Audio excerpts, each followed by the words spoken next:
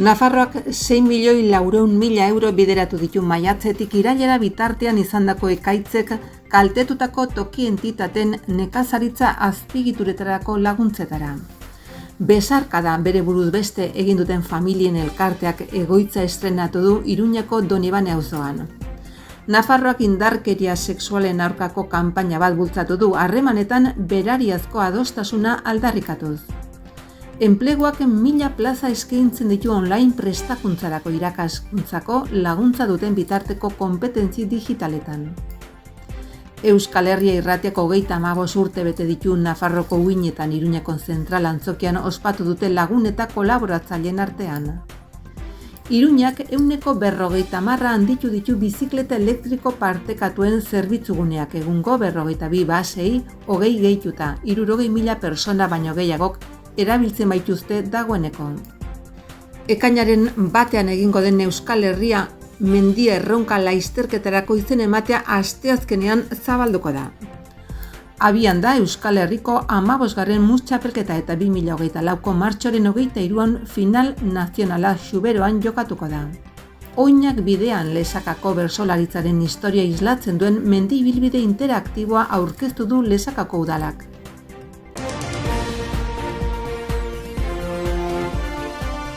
Nafarroko gobernuak akordio bat onartu du eta horren bidez landagarapeneko eta ingurumeneko departamentuak 6.400.000 euro bideratuko ditu aurtengo maiatzetik irailera bitartean erregistratutako ekaitzen, hau da goi mailetako depresio isolatuak, salbuespenezko gertakarien eraginpeko toki erakunden nekazaritza azpiegituretan izandako kalteak konpontzeko laguntzetara.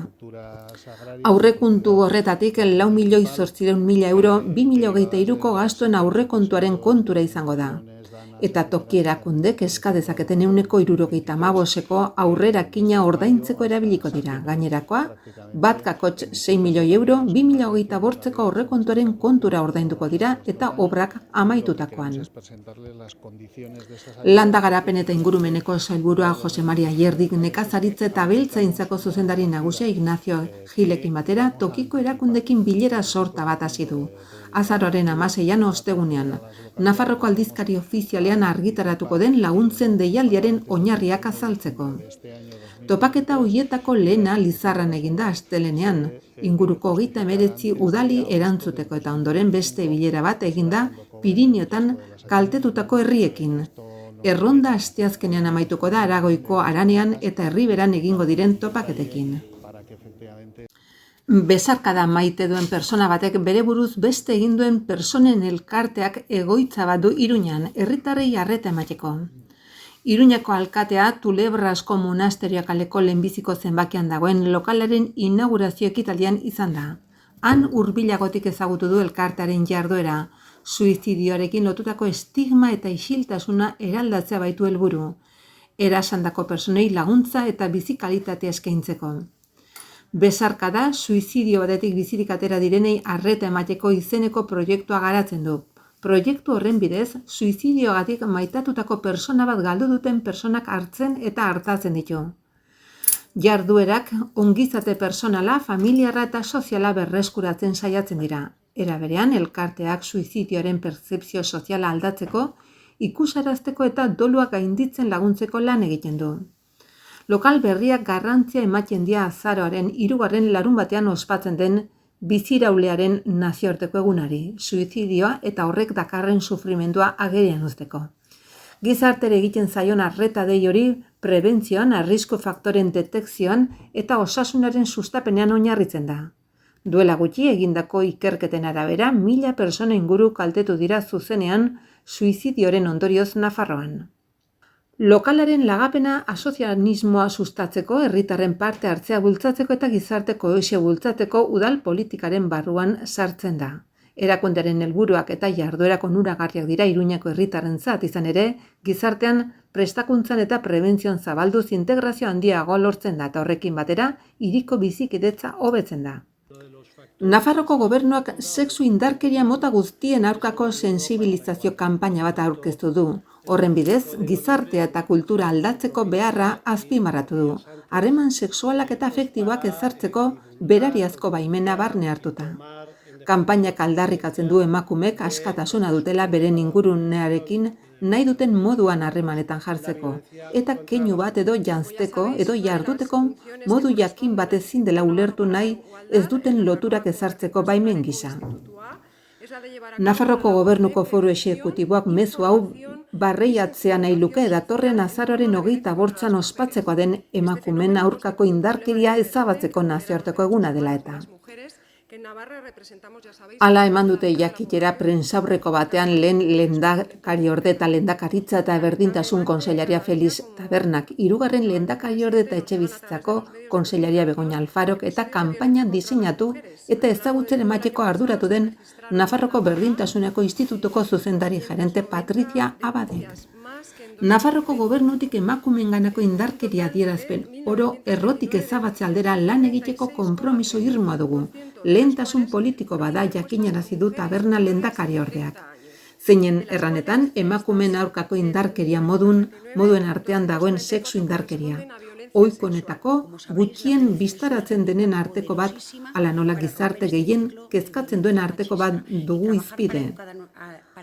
25 azaroko kanpaina honekin emakumeen baimena eztabaidaren erdigunean jartzeko deialdi bat egingo da. Emakume baten baimen askearekin kontatzen ez duen sexu konnotazioko ekintza mota orori sexu indarkeria esaten zaio. Nafarroko enplegu zerbitzuak izen emateko epea zabaldu du bitarteko gaitasun digitalei buruzko prestakuntza berri baterako. 1000 plazarekin. Ikastarako online emango dira, baina zuzeneko 3 saiore izango dituzte irakaslekin bideokonferentzia bidez. Zalantzak argitzeko edo bateratzeko, horrela ikaskuntza bultzatuko da. Lehenbiziko prestakuntza azaroaren 27an hasiko da eta 25 orduko iraupena izango du. Lehenengo maila horren ondoren prestakuntza eskaintzak egingo dira hilero. Interesatuek interneterako konexio duen ordenagailu bat izan beharko dute eta Nafarroko enplegu zerbitzuko prestakuntza horrian eman dezakete izena. Ikastaroien helburua da teknologia eta informazio digitala bizitzako arlo guztietan eta bereziki lanean eta ikaskuntzan erabiltzeko ezinbestekoa diren ezagutzak eta trebetasunak ematea, lehiakortasuna eta produktibitatea hobetuz. Nafarroko enplegu zerbitzuak prestakuntza hori sustatu du, informazioaren eta komunikazioaren teknologiak IKT gero eta garrantzi handiago dutelako ekonomia berrian enpleguaren digitalizazioa eta 4.0 industria ezaugarri dituena. Iruñeko Euskal Herria Irratiako 35 urte bete ditu Nafarroko uinetan euskeraz informazio edatzen. Pasaden astean Iruñeko zentral antzokian ospatu zuten lagun eta kolaboratzaileen artean. Eskaini zen ekitaldiaren helburua komunitate hortako parte diren kideak omentzea izan zen irratietako sortzailetatik hasita. Hala, irratiaren lehenbiziko urratsetan ezinbestekoak izan ziren Mikel Bujandaren, Rafa Zazperen eta Maia Lasaren hitzak biltzen zituen bideo batekin egin zitzaion ekitaldiari. Ondoren, iragarleak eta bazkideak ere izan zuten gogoan, tartean Alforja Optikak, Golen Baiona edota Silvia Guillen. Hauen ondotik kolaboratzaile eta entzuleen txanda izan zen. Hauen ordezkari gisa, igo ziren eszenatokira Xabier Agirre filosofa, Uxue Errei kazetaria eta Oskia Ugarte irratiko entzulea.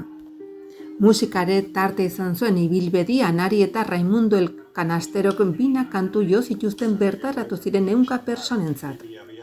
Iruñak bizikleta elektrikoen zerbitzu handitu du 20 geltoki berrirekin, 150 gehiago, egun dauden 42ei gehituko zaizkienak. Hala hiriak 62 geltoki izanen ditu, auzo guztietan barna banatuta, 640 bizikletendako, egun daudena baino 240 gehiago. Handitze hori Espainiako gobernuaren suspertze, transformazio eta resilientzia planari esker gauzatuko da, zeinak Europako Next Generation funtsen bidezko finantzaketa eskaintze baitu. Bizikleta elektrikoen zerbitzuaren indartzea Alejandro Astibia garapen jasangarriko alorreko zuzendariak aurkeztu du prentsaurrekoan. 62 kargagunez gain, 2004ko 24ko ekainean erabat instalatuta egonen dira. Erabilgarri dauden bizikleten kopurua pixkanaka handituko da. Egun dauden 400-etik 640 heldu arte. Geltoki berriak zerbitzuan jarri ala, oinarri eta bizikleta kopuruaren arteko erlazioari eusteko. Bizikleta elektrikoak alokatzeko zerbitzua Ride On Pamplona SL enpresa emakidunak kudeatzen du eta 2022ko urtarrilean jarri zen martxan. Une honetan 52 geltoki eta 400 bizikleta ditu eta hiriko 14 auzoetan erabilgarri dauden 800 aingura lekuetan erabiltzen aldira. Egun 60.000 erabiltzaile baino gehiago daude herritarren heren bat eta ia 1 milioi bat joan etorri egin dira. Bihar azaroak 15 asteazkenean goizeko 10etan zabalduko dute Euskal Herria mendi erronka lasterketako izen emateko epea. Ekainaren batean izanen da froga hau eta lasterketako 77 kilometroak bakarka edo erreleboka osatu nahi dituzten aukeratu beharko dute parte hartzaileek. Bakarka 500 dorsal eta bikoteka 60 izanen dira. Bikotea osatzeko garaian 2 emakume edo bikote misto izan beharko dute. Frogaren 10. edizio izanen da aurtengoa eta berriz ere, Euskal Herriko Federazioko koparako puntuagarria izanen da. 7 herrialdetako muslariak batzen dituen nazio txapelketako herriz-herriko fasea abiatu da eta azaroan, abenduan, urtarrilan eta otsailean herriz-herri jokatuko dira partidak. 2024ko martxoaren 9an 7 herrialdetako kanporaketak ospatuko dira eta 2024ko martxoaren 23an final nazionala Xuberoko Altzai herrian jokatuko da. Lesakan jokatuko den Nafarroko bersolari txapelketaren final aurrekoaren harira, herriko bersolaritzan oinarritutako 7 kilometro eta erdiko ibilbide interaktiboa prestatu dute Irain eskolak eta Bortiretako berso eskolak, Lesakako udalarekin elkarlanean. Proiektu honen berri eman zuten atzo Lesakako herriko etxean. Bizko da behin mila esker tortzegatik, eta aurkeztuko ditut mailan zein gauden, nire ezkerretan Edurne Aranburu, Irain eskolako zuzendaria, ezkerretago Manoda Ozena, besoldaria handia eta Bortziritako beso eskolako sortzaile, nire eskuinetan Ladiz Sarrustegi, Lesakako dekatea, eta ni Eneko Fernandez naiz. Kasu honetan, Irain eskolako maisua, bertso eskolako kidea, eta une honetan Lesakako kultur eta euskara zinegotzea. Eta prentsaurrekoaren zergatia da, aurkeztu nahi dizuegulako, Oinak bidean, Lesakako bertsolaritzaren ibilbidea. Zer da Oinak bidean?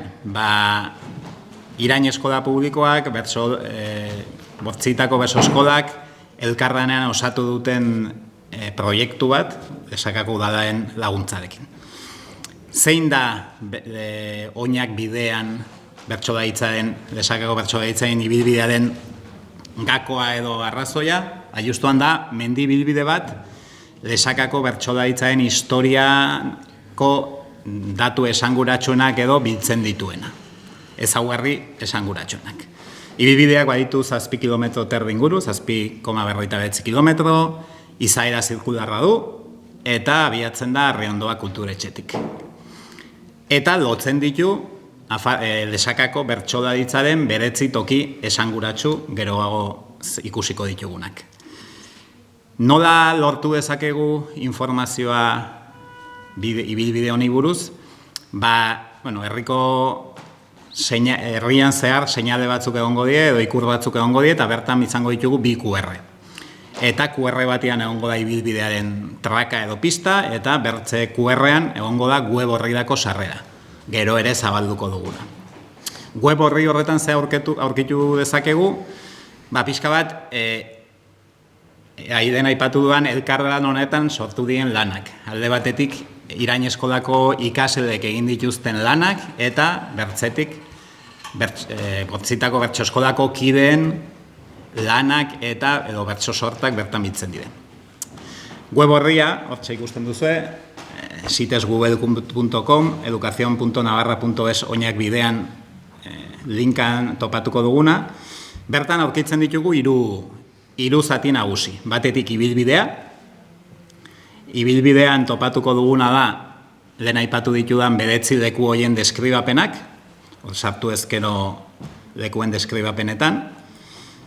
Eta 9 leku horiek bakoitzak badu bere deskribapen berezia. Kasu honetan Manodo progestu hemen dago da, sartuko gara Arizpeko deskribapenean. eta ikasleek egindako deskribapen bat, bai? Non aipatzen den nor bizi den bertan, zergatik den aukeratua eta gero deskribapen fisiko bat. Horra egin ditugu 9 leku horien deskribapena, bai? 9 lekuak, Makuko borda, Arizpe, Linjurren borda, Txakaingo iturria, Saskiberri ostatua zena, Irigoyen berria, Mikel Ainea etxea, Herriko etxea, Arrano elkartea, Bastagileta etxean dagoena, edo Abasenea lekuan. Bai, hor bertan ere, ibilbidearen web orrialde horretan markatu, topatu dezakegu ere, ibilbidearen profila eta ibilbidearen pista edo traka. Bertze aldetik, egin duguna da, ezagutzen ditugun bertsolari guztien bilketa bat. Hor, klikatzen baduzu bertsolariak ataldean, agertuko zaizkigu, guk behintzat bildu ditugun bertsolari guztien informazioa edo beraien datuak eta bar.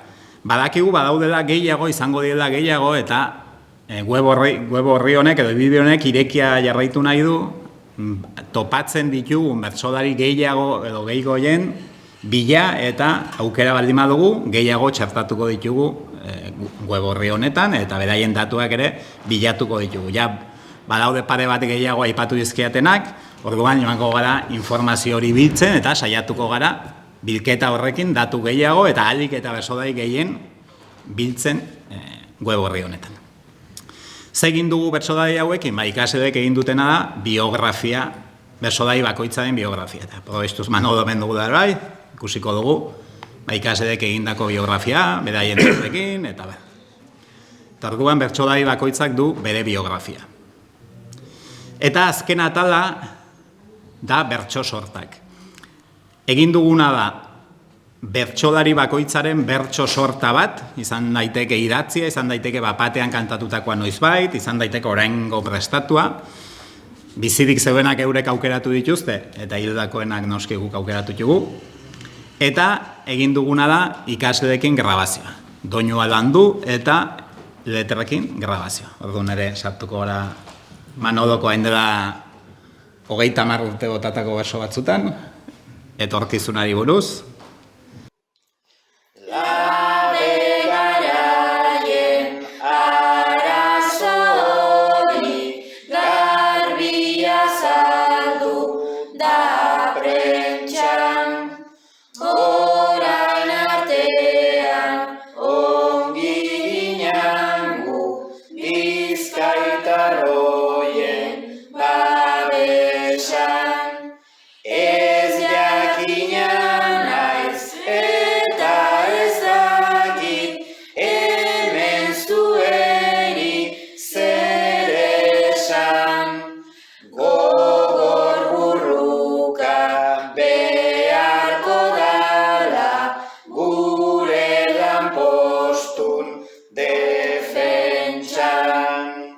Gauza zen, garai hontako ireki nahi genu da bidea, baina helburua da grabaketa hau luzatzea, bai ikasleekin, bai bertsolariekin beraiekin grabaketa egin, eta baita musikari ezberdinekin, ikasle hoiak izan daitezkenak, edo senideak izan daitezkenak, beraiekin grabazio batzuk txukunagoak egin, eta grabazio horiek ere disko batean biltzea.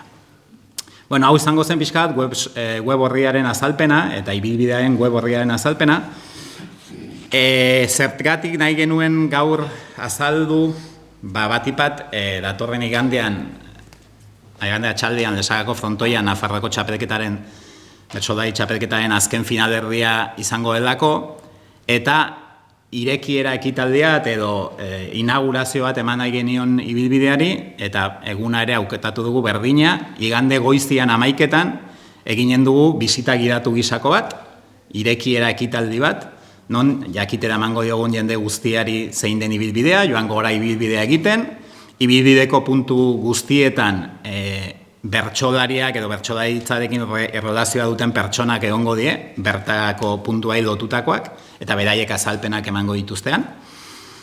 Beraz, pixka bat hemendik egiten duguna da, deialdi bat nahi duena, etor dadila, datorren igandean, goizeko 11:00 Arriondoara, eta elkarrekin ibilbidea egiteko, sorpresak izango bidin. arrautuko dugu espedo ez jugun gauzak ere bai, orduan animatzen dugu jende guztia etortzera. Ja, probestuz asteburu hortan Nafarrako bertsodaritzaren hiriburu izango da desaka, jende guztia animatu egun hortan etortzera. Eta jakin aste hontan seinalizazio guztia jarriko diela ibilbidean, orduan irekia gongo da jendearentzat, eta mendik aintzine da, jendeak disfruta ezala bideaz, eta aldik eta buelta gehien eman ditzala oinak bideanetik. Bukatzeko prentsaurrekoa nahi dizuegu bideo bat azaldu. Ibilbidearen bideoa izango dena.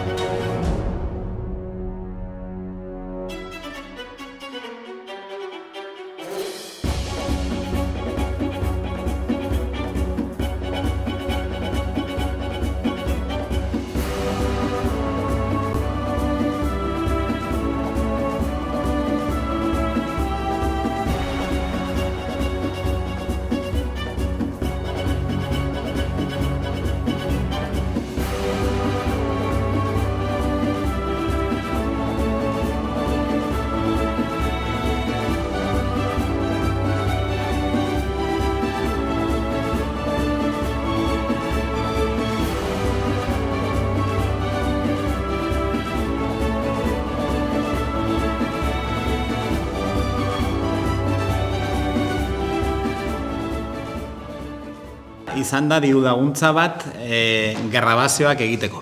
Grabazioak egiteko lortu dugu material guzia hezkuntzan eskatutako berrikuntza proiektu eskaera bat. Eta eman da diru laguntza eta sortu dena da estudio txiki bat grabazioak egiteko. Hortako, bertzela seinalizazioaren kargu eginda, desakako udala eginda gastu horien denen kargu. Eta bertzerik ez, guk animatzen dugu adik eta jende gehien etortzera, eta desakaz disfrutatzea, eguldi ona mana dute momentuz, eta Importante. asteburuz probestera desakan berso mundu alkartuko dela.